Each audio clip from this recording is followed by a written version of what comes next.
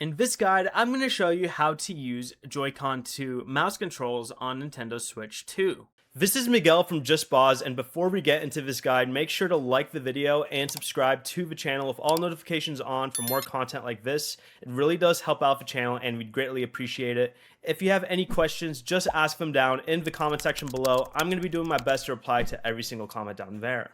First, make sure mouse controls are enabled by going to the system settings, going down to controllers and accessories, and selecting the option that says Joy-Con 2 mouse controls. Go ahead and turn this setting on. You can now detach the Joy-Con 2 from the console, attach the Joy-Con 2 to a strap if you want, then turn the controller onto its side so that the mouse sensor is facing down toward a flat surface. Move the Joy-Con 2 across the surface just like a computer mouse. You can use either the left or the right Joy-Con, and supported games can even use both at the same time. Mouse controls also work through the Switch 2 home menu and in apps like the Nintendo eShop.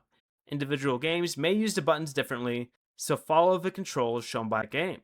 To change how quickly the server moves though, go to the system settings again, go over to controllers and accessories, go down to mouse sensitivity, and select either high, medium, or low.